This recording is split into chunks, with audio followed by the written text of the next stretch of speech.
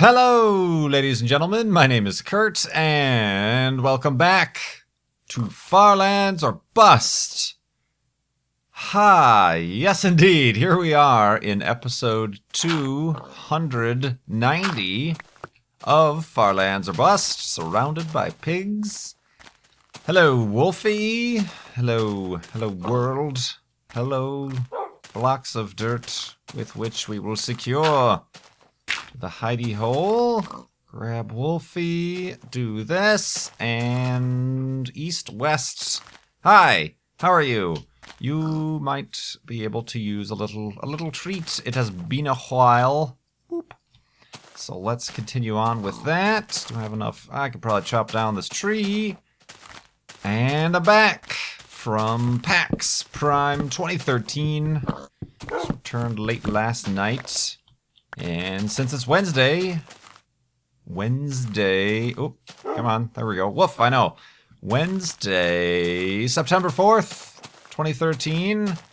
It's Farlands Bus Day, and time to have a little recap of the PAX trip, my first PAX, my first gaming convention of any significant nature, or any nature of any kind, really, if you don't count Minecon last year in Paris. Which I could assume and understand if you don't. Weird. The floating island trees. But first, a little update on our Child's Play charity fundraiser over at farlandsbus.com. We are at $43,582.11. So thank you everybody, even in the absence of Farlands or Bust, for contributing to Child's Play charity. Of course, there was a Child's Play charity panel at PAX that I attended. I'll give a little bit of a recap of that, and a recap of the whole weekend, and with a little bit of a, you might be able to tell, but a little bit of a, what's the word I'm looking for? A warning, a preface. I, as many convention goers, feeling a little bit fuzzy, a little bit headachy. I didn't really have... I had a couple late nights hanging out with people at PAX, but not too many. I am not, as you know, a big party goer. So many nights, except for two, I had a nice prior to midnight bedtime and was able to get up at least early enough to get out to the convention. Early enough. So it's not for lack of sleep too much. Maybe it's a little bit of jet lag. I mean, it's 2 time zones from here to Seattle. Maybe that's something to do with it. Yesterday was a pretty long travel day. I got to the airport really early, but feeling a little fuzzy, headachy. It might be that. It might be a little bit exhaustion. A little bit dehydration. I probably, at times, noticed that I was not drinking enough water over the weekend. Where's Wolfie? Let's get him to spawn here. Bloop. Yep, there he is.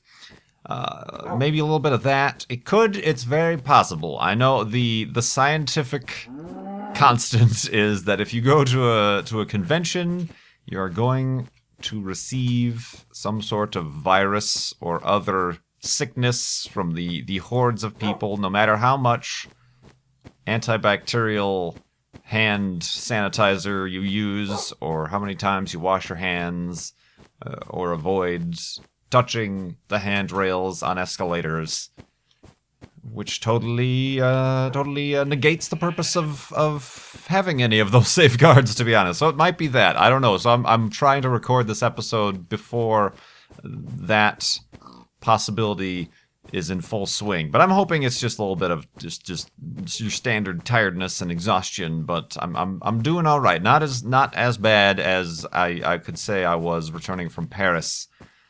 That's a different animal entirely.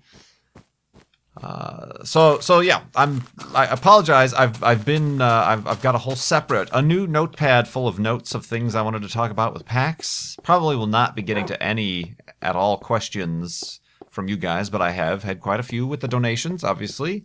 You can leave a comment with your question, or a question with your donation in the comments field, rather, of your donation, and that would be very, very nice and give me things to talk about here. But yeah, like I said, PAX. It's my first official gaming convention experience. And the first thing I immediately noticed is that there's not enough time. I'm going to later say that there was too much time, but I'm going to say right now that there's not enough time. I got in on Thursday night. I got to right away meet Brian Lorgon 111. We had dinner.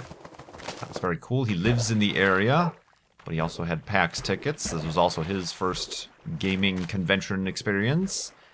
Got to meet Brian Lorgon 111. Very cool. And yeah, anyway, basically I realized that there was not enough time. Like, time just like seemed to pass very quickly because I got into the first day. Oop, hello. The first day of PAX, which was Friday. The place opened at 10 a.m. and I got in maybe 10:30, much earlier than many people who were up late the night before. But I got in at 10:30, and before I felt like I even had done anything, I don't think I had even seen the expo halls, really, or I even got my swag bag. But, like, the next time, I got into the hall at, like, 10:30, or the convention hall at 10:30, and the next time I look at my watch, it was, like, 1:30, and I'm like, what? What? Where did the time go? I haven't done anything yet. So something happens in convention centers that just, it's a time, you know, there must be some sort of, with all the people, a gravitational, you know, increase in gravity that causes time gravitational lensing or something like that. But whoa. These boats are, maybe it's the box selection thing being way off. But the boats like to be ridden now, walked upon. There he is. I was going to say, well, yeah. So, yeah, that is something I noticed right away. And if there was something I could change, if I could start with negative things, if there was something I would change in preparing, you know, I read all the guides, like I said, I got comfy shoes, I had a little bag, I maybe should have carried a water bottle around, but there were in at least one of the panel areas, very conveniently located free water areas with cups and things, so you know, that I felt like I was never in, like, oh my god, I need water or anything like that, or bathrooms or anything like that. So yeah, I was very comfortable, you know, I felt very prepared. I had my handouts and things to give to fans who walked up to me and stuff like that. But if I was going to do something again, it would be to maybe plot time. I know before I record, or my previous episodes, I was saying I don't really have like anything I want to see except for the Child's Play panel and the panel with Kerbal Space Program. I mean, there really aren't. I'm not into these AAA games that have all these booths and like, ooh, it's Black Flag or Watch Dogs. You know, I don't have any like things that I need to wait in line for 2 hours that I've been dying to play or anything like that. So I had none of that per se, but the things I should have planned were meeting up with other people, because here we go. Let me go down the list of people I met. I met Gavin from the Slow-Mo guys and Rooster Teeth. He was there with the Rooster Teeth people in the Rooster Teeth booth. I stopped by a couple times at the booth and he wasn't there, but I just happened to, walking out of the main convention center to the other area where they were holding the Minecraft tournament, he walked right in front of me. He took my space in line. No, he walked right in front of me, and I was like, hey, Gavin, and we met there, finally, and we tried to coordinate before over Twitter, you know, DMs and stuff, but it was hard to tell where any one person would be at any time. So ran into him, got to meet and talk for like 5 minutes with him, and got a few pictures. It was very cool.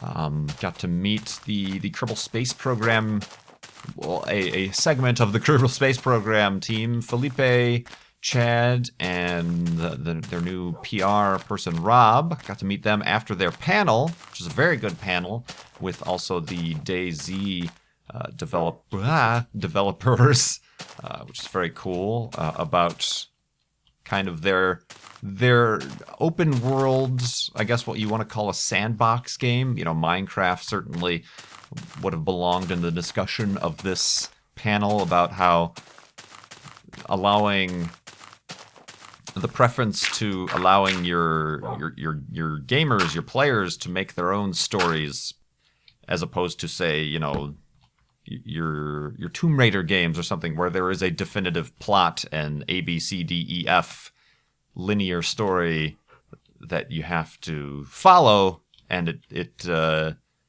might not be anything wrong with that. It's the difference between watching a movie versus filming your own movie, almost, sort of thing. Whereas this game and Kerbal Space Program and DayZ give you a stage and you make the stories within them, as opposed to having everything laid out for you, which is a very good panel. But let's go to sleep and we'll continue talking about PAX in the morning.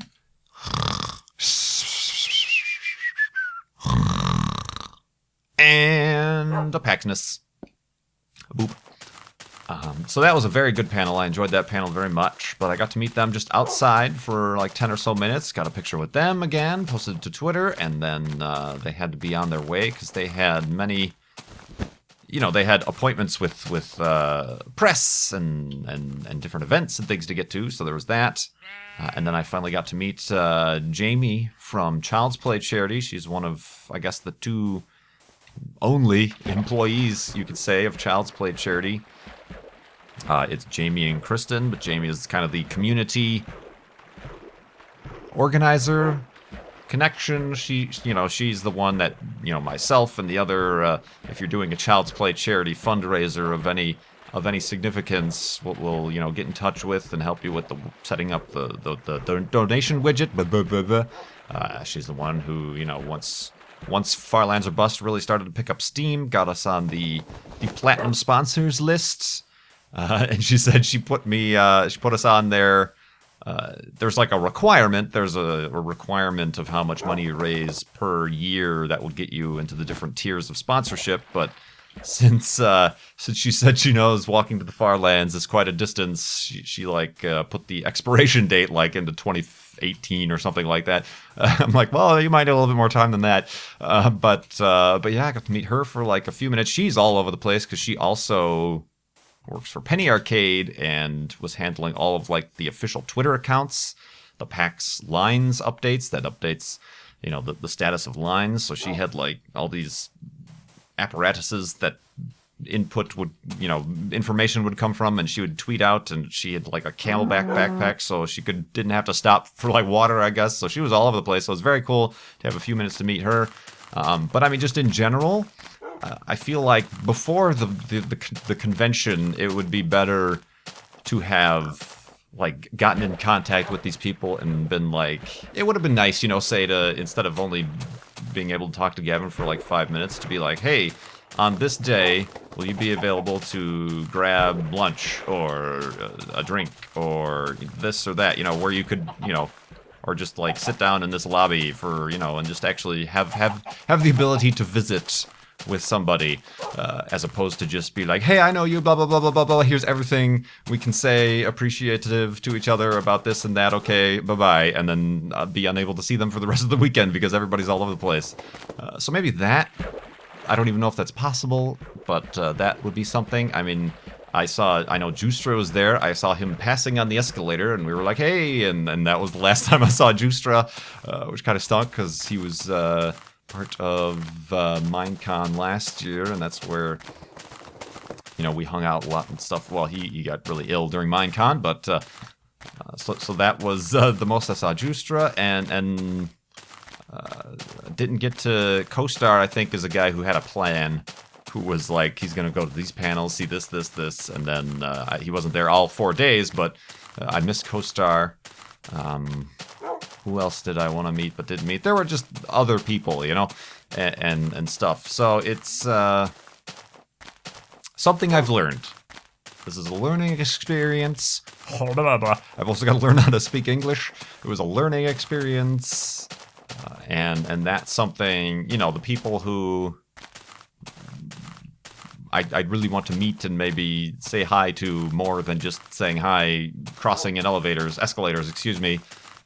would be definitely better to try to sync up to kind of like, it's almost necessary to block out your time and have, like, let me pencil you in sort of thing. So, but yeah, all the people I did meet, great stuff to meet all the people I met, and, the Kerbal Space Program people, very nice people, and very cool to meet them, and Jamie and Gavin and everybody.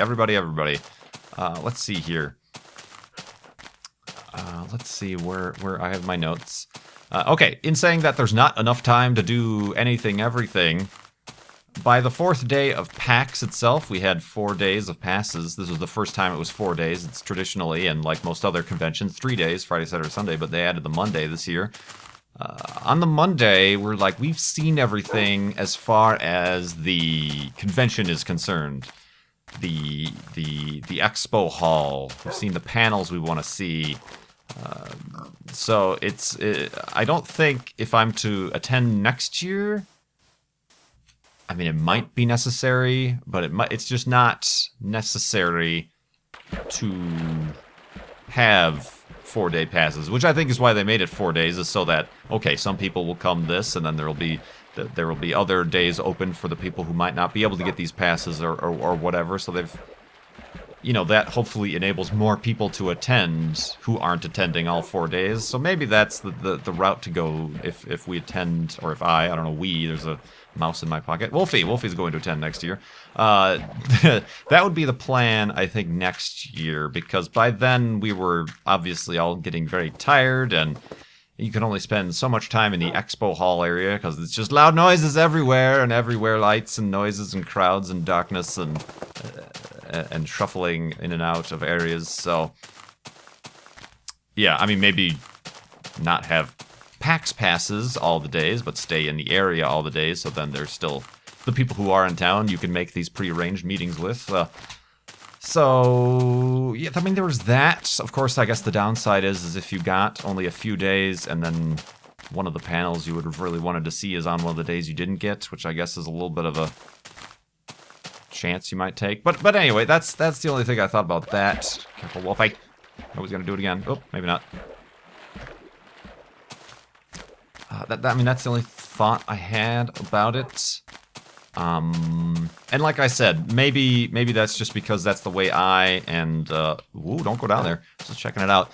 The way I and people like Brian and the other Mindcrackers who were there, we kind of just attend to attend. Some people, like the people standing in 2 hours for the Elder Scrolls Online to play or to see Watch Dogs. The people who who really want to see this ahead of time and will lose 2 hours of their day to that one thing. I suppose maybe they'll have a different plan or a different thing to do, but just not enough time, but then too much time is sort of a thing that happens. Something I realized also on the first day is when you realize that you get there at 10:30 and then instantaneously you're shifted through time and it's 1:30, is there's no time for really lunch. If you eat breakfast, I suppose. If you don't eat breakfast, then you should eat lunch. But no time for lunch, because I almost missed the Child's Play charity panel because I went out to lunch with the guys and a few other non-Mindcrack YouTubers, and almost didn't make it, and I got lost in Seattle. I'm terrible at cities. I know there's like a grid system, but I walked too far west is the thing that Brian is claiming I did, and almost missed the panel. Walked in. It wasn't like full or anything like that, but walked in at the time it was starting. But that was a good panel. I guess I could talk a little bit about that. Yeah, Child's Play charity. It was Jamie and Kristen. Their laptop was unavailable, so it was just more of a Q&A and chatty thing. And it was very interesting information that they gave. One of the nice statistics, tidbits with any charity, you worry about, okay, I'm donating whatever, $10. How much of that $10 is actually going to go to helping the cause I wish to help, and how much is going to go towards, buying postage or, office space rental or the salaries of the people working in the charity. And Child's Play charity, they say, is very proud to be having a very low overhead, less than 5%. Whereas if you look at other charities, even major charities, you can get up into the 10s, 20s, or even higher percentages of that money that is just operating costs and has nothing to do with turning around and using that money to, in Child's Play charity cost, disperse those funds to the hospitals to purchase these items on their wish lists, or et cetera, et cetera. I mean, even they were talking about they have one partner hospital in Egypt, and it works a little bit differently because, normally they work via Amazon wish lists, where hospitals will have wish lists of items, games, toys, etc. And then the funds are used, or donations. You can donate directly by choosing from those wish lists. Being in Egypt, they don't have that Amazon thing, and it's primarily monetary help.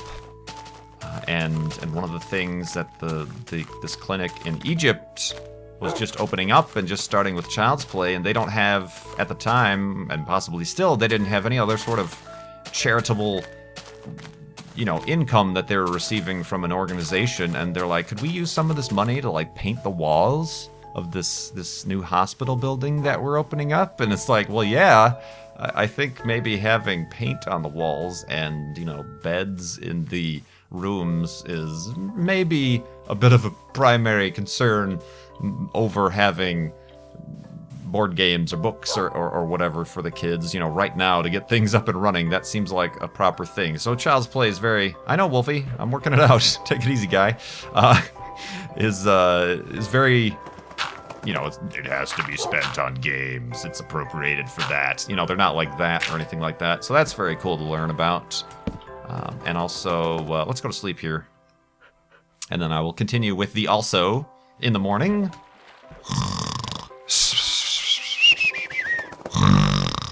Oh, excuse me, that hurt. There might be something going on in my throat. Uh-oh. So if there is an absence of, videos, that's why. Oh yeah, one of the other things is there's still not much, and there honestly isn't going to be too much information, but instead of simply just hospitals, they have started to work on a program in getting kind of console units that are refurbished, not refurbished, but pre-made, almost like a cabinet, an arcade cabinet, getting those to shelters for battered families and battered children and things like that. And because it is a very sensitive topic, they don't even have contact with the centers themselves. They're working through a third person, but in getting these things to these facilities is another important thing that they're doing. That even though it's still in the works and it's still something that they haven't really advertised as such, it's another facet of Child's Play charity that you might not be familiar with. And like I said, they don't know what the centers are for security purposes, obviously. These are a little bit more of sensitive and topics, and where the law is involved and security of the children and families is involved. But it's one of the things that they're very proud of, that they're working towards. And Child's Play isn't just stagnant. It's not just, okay, toys, books, games to kids in hospitals around the world, blah, blah, blah. It's more than that. And that's very cool to hear. And it's thumbs up. I'm glad, and I continue to be glad. I've always been glad, but I continue to be glad that Child's Play charity is what we Farlanders are helping out here in our walk-a-thon, if you will, to the Farlands. That. And then, like I started to talk about the panel that was on Monday, was it had some long title, but allowing gamers to write their own stories, the importance of, or something like that. And it really came up well with, when you share these stories, and that's how these games get very big and are very popular right now, is that you share these stories of, that time that I walked out of my hidey hole and 2 creepers came up and blew me sky high. That's a story that if I were to be playing, you know, like the Tomb Raider game. I could tell a story about, oh, that one time I was in that airplane and I fell through the glass canopy and popped open the parachute and swung through the trees. Well, that happened to everybody who played that game. So it's not like a unique story or anything like that. So it was a very cool perspective on game making. And perhaps, this is a question maybe I should have asked, but they ran out of time for questions. But they did reference a lot of live streams. I mean, they're even turning into people telling stories that other people have had on live streams and YouTube, but it's possible that we haven't seen such an explosion of these type of open world gamers making their own stories in the game worlds, you know, as a stage. We've seen an explosion due to the more widespread storytelling tools like Twitch, like YouTube, like the internet, like Let's Plays that weren't available before. You know, say in the late 80s, early 90s of gaming, the stories existed, but they were just shared among your family or your in real life friends. So now with the internet and these stories being told even more, and more widely to much wider audiences, it's much more of a, what's the word I'm looking for? Game developers are now realizing this and realizing that, yeah, these games are the kinds of games I want to make because, you know, back when I was playing open world games before and I was sharing my stories with my family, now look at, you know, who everybody's sharing with. So yeah, it was a very cool panel. I really enjoyed that one and the topics there very, very much indeed.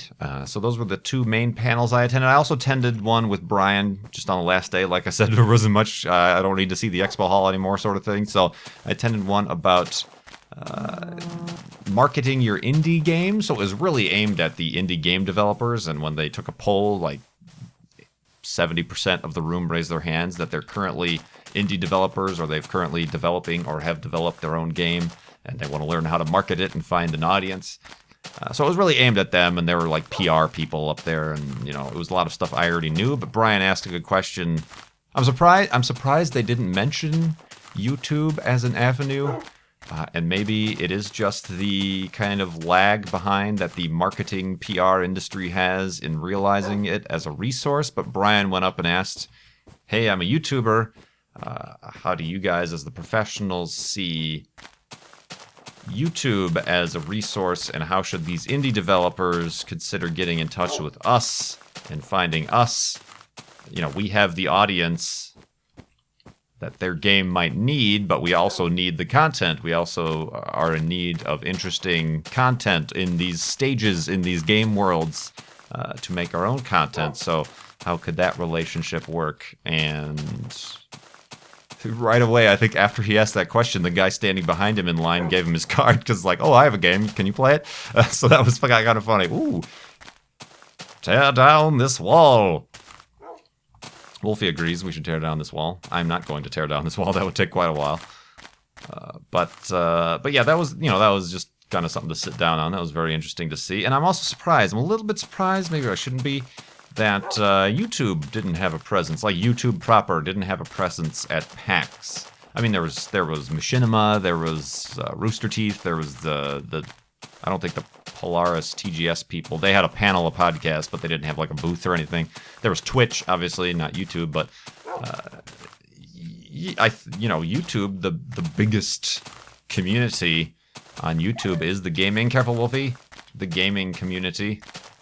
And I'm surprised there wasn't at least like a little small YouTube booth or something. And I don't know if that's just time, money, or whatever. Or it always feels a little bit like YouTube is not, even though it is the biggest. I mean, look at PewDiePie. He's now the biggest channel, period, on YouTube in terms of subscribers and also views, I'm sure.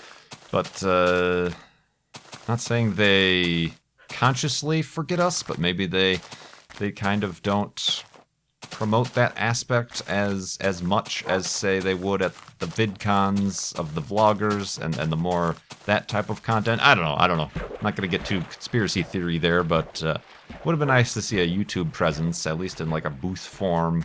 I mean, there was a couple other like YouTube making videos panels, but those were put on by the YouTubers or little groups themselves.